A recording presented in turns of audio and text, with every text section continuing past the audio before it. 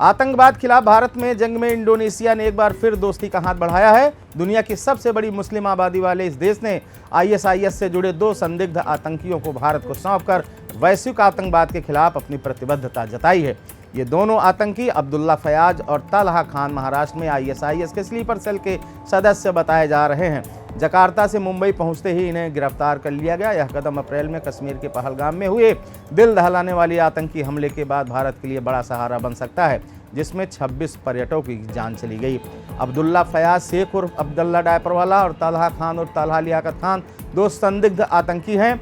ANI से रविवार को दोनों को मुंबई के छत्रपति शिवाजी महाराज अंतर्राष्ट्रीय हवाई अड्डे पर गिरफ्तार किया।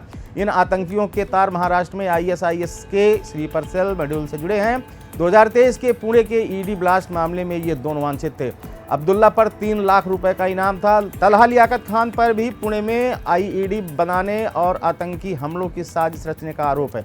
उस पर भी 3 लाख रुपए का इनाम घोषित था।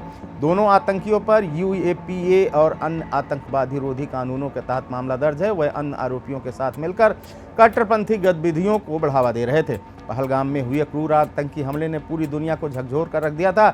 इस हमले के बाद भारत ने पाकिस्तान में आतंकी ठिकानों पर कड़ी कार्रवाई की थी। अब इंडोनेशिया ने भी भारत के साथ कंधे से कंधा मिलाकर आतंकवाद के खिलाफ जंग में अपनी भूमिका निभाई है। सूत्रों के मुताबिक दोनों आतंकी इंडोनेशिया में छुपे हुए थे, लेकिन वहां की सरकार ने इन्हें पकड़कर भारत को सौंप दिया है। यह कदम न केवल भारत इंडोनेशिया के मजबूत रिश्ते को दर्शाता है, बल्कि वैश्विक आतंकवाद के खिलाफ एकजुटता का भी प्रतीक बनता है। इंडोनेशिया हमेशा से कश्मीर मुद्दे पर भारत के साथ खड़ा रहा है। इस्लामिक सहयोग संगठन आईओसी में भी उसने भारत का समर्थन किया है। इंडोनेशिया के राष्ट्रपति प्रबोवो सुबियांतो ने जनवरी में भारत के गणतंत्र दिवस समारोह में शिरकत की थी और पाकिस्तान की अपनी यात्रा रद्द कर नई दिल्ली में ज़्यादा समय बिताया था। उनकी यह यात्रा दोनों देशों के बीच बढ़ते भरोसा का सबूत थी।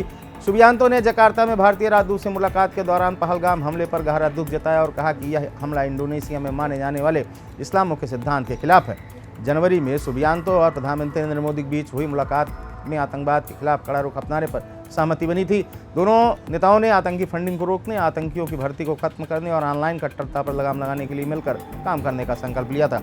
संयुक्त बयान में कहा गया था कि आतंकवाद के सभी रूपों की कड़ी निंदा करते हुए दोनों नेता आतंकी समूहों को सुरक्षित ठिकाने और समर्थन नेटवर्क से वंचित करने के लिए सामूहिक कार्रवाई पर सहमत हुए। उन्होंने संयुक्त राष्ट्र द्वारा प्रतिबंधित आतंकी संगठनों के खिलाफ ठोस कार्रवाई का भी आह्वान किया। वैश्विक आतंकवाद पर करारा प्रहार इंडोनेशिया का यह कदम न केवल भारत के लिए मददगार है, बल्कि यह वैश्विक आतंकवाद के खिलाफ एक मजबूत संदेश भी देता है। दुनिया के सबसे बड़े मुस्लिम देश के नेता का आतंकवाद के खिलाफ खुला रुख और भारत के साथ सहयोग इस बात का सबूत है कि शांति और मानवता की रक्षा के लिए देशों को एकजुट होना होगा। दोनों आतंकियों की गिरफ्तारी से भारत के आईएसआईएस के स्लीपर सेल के नेटवर्क को तोड़ने में मदद मिलेगी, जो देश की सुरक्षा के लिए बड़ा कदम है।